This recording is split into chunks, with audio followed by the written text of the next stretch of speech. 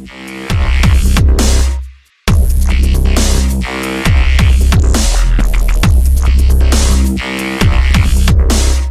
welcome to the front row.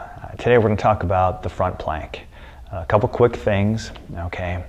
I've already made a video on the side plank, and I love the side plank also, so check it out, my YouTube channel, Front Row with Ed, and it details ways in which you can make it easy, all the way to make it real challenging and how long you should do it for.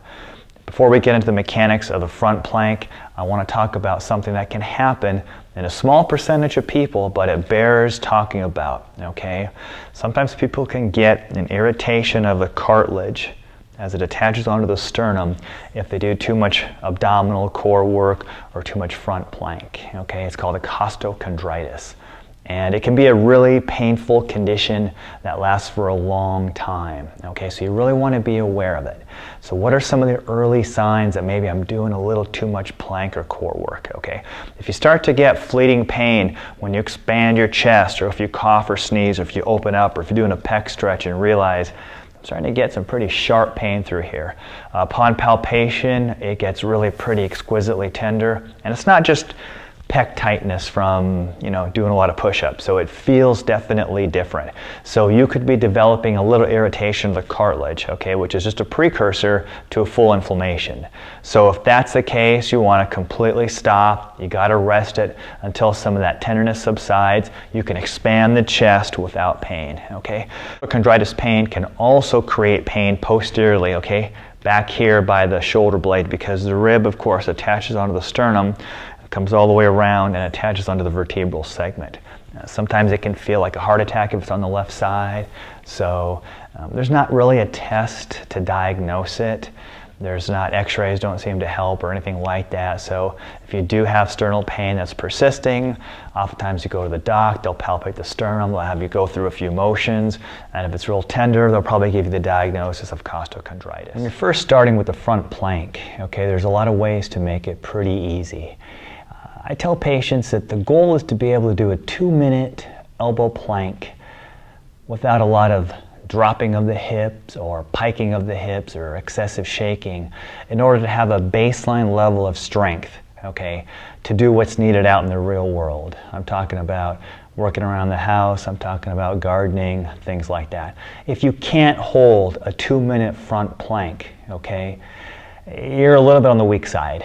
Okay, and you're more susceptible to those little tweaks, right? I hear it all the time in the clinic.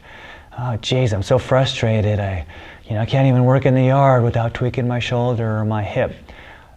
Bottom line, it's just a sign of weakness. I don't mean to be blunt. Okay, so your goal is to be able to hold at least a 2-minute plank. Okay, once you can do that, then you need to make it more challenging. Okay, so we'll talk about ways in which you can make it easier, and then you can make it a little bit more challenging as well too. Okay, so let's talk about that. First thing you can do is with the plank is you can just start off on your elbows. Okay, start off on your elbows, but start off on your knees. Okay, this one right here, you're going to try to be as straight as you can with this plank. Okay, once that becomes easy, you can come up through here onto your toes. Okay, once that gets easy, you can lift a leg, make sure your leg is straight. You can start doing frogs.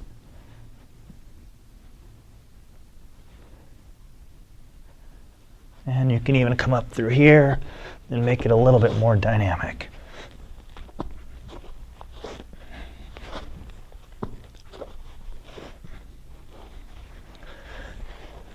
Okay, so it's really easy to modify that elbow plank, okay? What I'll tell people to do is I want them to do about 30 seconds at a time, 4 intervals, okay? So for a total of 2 minutes, okay? So you should be able to do a 2-minute plank, first of all. Then once you can do that, you can make it more challenging, but you can break it up into 30-second intervals, okay? So as you can tell, it's pretty easy to modify the front plank, okay?